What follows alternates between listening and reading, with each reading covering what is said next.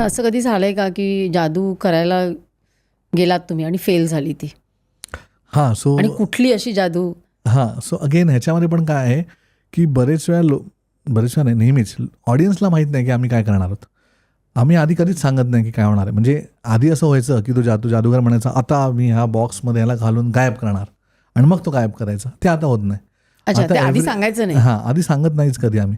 त्यामुळे जरी फेल गेलं, तर फेल झालं नाही हे म्हणजे फेल झालं हे ऑडियन्सला न कळणं हे माझं काम आहे. म्हणजे त्यांना माहीत नाही मी कुठली गोष्ट का केली ते.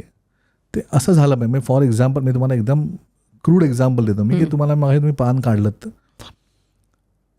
तुम्हाला पान तुम्ही ते बदललं आणि मग दुसरं पान सांगितलं आणि ते बरोबर तेच आतमध्ये उलटं पान होतं. समजा त्याच्या आधी मी तुम्हाला एखाद्या नंबरच्या गोष्ट करायला गेलो असतो आणि सांगितलं डोक्यात एक नंबर विचार करा. तुम्ही मला असतात की एक दुसरं कुठलं तरी पान. एक डोक्यात एक नंबर विचार करा 1 आणि 10च्या मध्ये. केला तुम्ही? सो जस्ट आन्सर येस और नो. Is it 7? नाही, परत करूया का? मी तुम्ही विचारत नाही केला. नाही केला. मग आता 7 गेलेलं आहे. 1 आणि 10च्या मध्ये एक नंबर डोक्यात घेतला. Is it 4? No. What is it? 9. 9. अच्छा. सो तिकडे there are 2 things. One, it's not easy to read your mind as you know ना. म्हणजे I thought 4, you are at 9. मी आधी 7 म्हणतात पण तरी तुम्ही तिकडे होता. आणि secondly it is not easy to make you think of a certain number immediately, कारण तुम्ही आधी धरलाच नाही.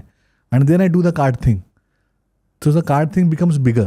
मग त्यानंतर समजा मी कार्डाचं केलं असतं तर तुम्हाला असं वाटलं असतं की ते आणखीन मोठं झालं.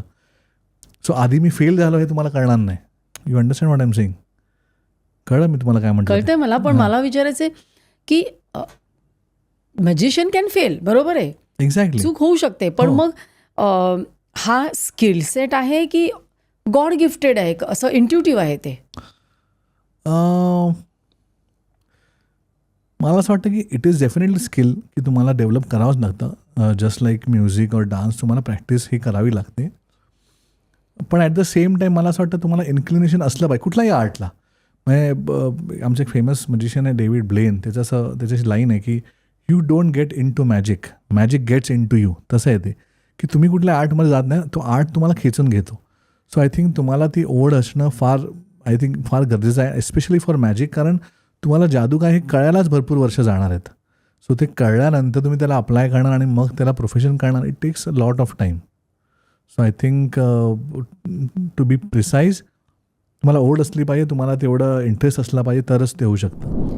ही क्लिप शेवटपर्यंत बघितल्याबद्दल खूप खूप धन्यवाद. संपूर्ण एपिसोड बघण्यासाठी खाली दिलेल्या लिंकवर क्लिक करा आणि सर्व काही चॅनलला सबस्क्राईब करायला विसरू नका.